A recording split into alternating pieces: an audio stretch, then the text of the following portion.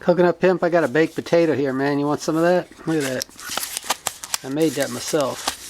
It's been cooling down a little bit. Not just because it's been around you, but that would certainly cool anything down. Okay, I got you, man. You want me to put your glasses up? I mean, I'm cool if you want to leave them like that. Okay, alright, man. You're airing out? That's great. That's fine, man. Not unsettling at all having you stare at everybody and me like that. Half Price Bookstore, Physical Media Hall, April 19th, 2024. Let's get right at it. A really weird and interesting batch today. Let's get our chair, the familiar chair that we all know and love. We've got the Thunderstorm, a Signet Science Library paperback book from 1964, written by Louis J. Bataan, meteorologist from the University of Arizona. This was such an oddity, and I know there are so many weather nerds out there now who like thunderstorms and tornadoes based on a number of storm chasers and other commentators on YouTube now. I just feel like vintage books like this one has photo plates in the inside. There's a tornado. This vintage tornado stuff and storm stuff, there's a market for this. Got this for $1 marked down specifically to sell, thinking that somebody's going to want that. There's one other copy right now listed at $8. I paid $1. So if I put that, I don't know, at $6.95, I'll make a nice little profit on that. Bless the Beasts and the Children by Glendon Swarthout. I'm sorry if I'm butchering the name. This was made into a movie in 1971 starring Billy Mooney of Lost in Space. It's a good little movie. I remember it. I think Elia Kazan directed it, if I'm not mistaken. Let's see, what's it say on there? Oh, Stanley Kramer. I'm sorry. Stanley Kramer, right. So anyway, this was marked down to $1. See, I'm not sure what I'm doing with this. I may sell this. What I really like here is the True Cigarette ad stuck in the middle. It's literally bound in with the rest of the paperback, reminding you that, you know, if you've read this far into the book and haven't had your smoke, that it's time to, whoa, light up. Ooh, look at that. How likely is that ever to happen again? Cool. Maybe I should play the lottery today. So anyway, we got Aerosmith with Sinclair Lewis. A novel I didn't have. Of course, I have some of the others, Babbitt and Main Street, and some of the other classics that he wrote in the 20s. This was made in a movie in 1931 by John Ford, of all people, and Ronald Colman was in it, and Helen Hayes, if I remember correctly. Enjoyable little movie, kind of forgotten, and I have not read this book. This has been on my list for a while to get. I was watching this. This was in the vintage paperback section, and they marked it down to $1 today. So I was happy to see this, and it's not that thick, so it's not going to take up much room, and it's in great shape. I'm going to keep this. That's for my library, and I'm not sure if this is going to be sold or kept.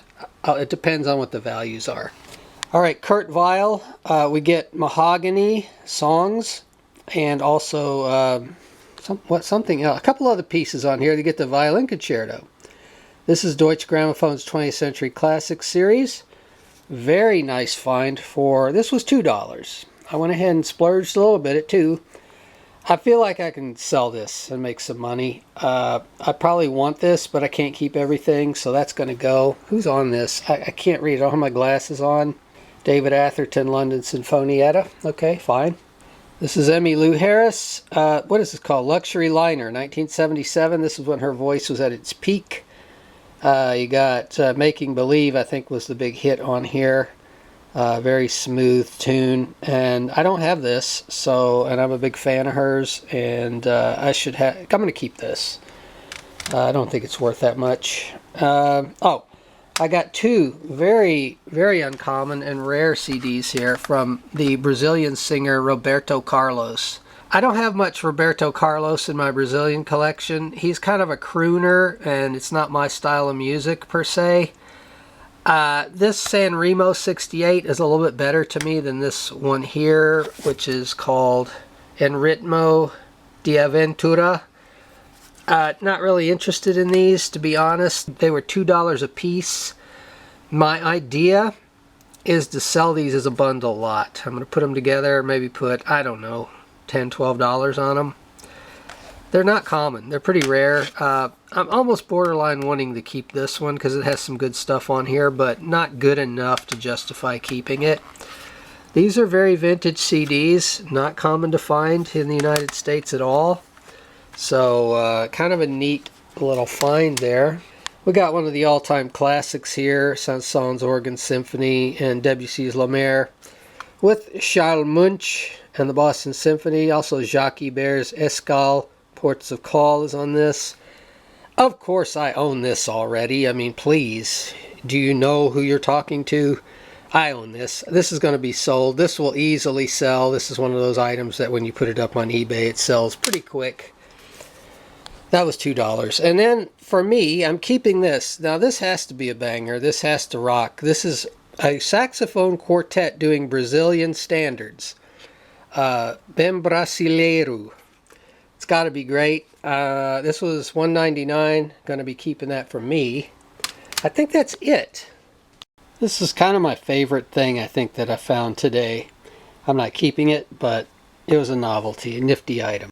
It's funny, I said to the guy at the counter, I said, well, you know, I've never read this one. I've read Main Street by Lewis, which is an incredible novel. And the guy was like, oh yeah, he's the one who wrote about like the Chicago meatpacking issues, right? Like the labor and the bad food and whatnot. I'm like, no, that was Upton Sinclair, and this is Sinclair Lewis, the novelist. And you know, I didn't say it in like a nasty way or anything, correcting him, but he gave me like this dirty look, like, how dare you correct me? I'm like, no. It's like, yeah, I don't know, man, whatever.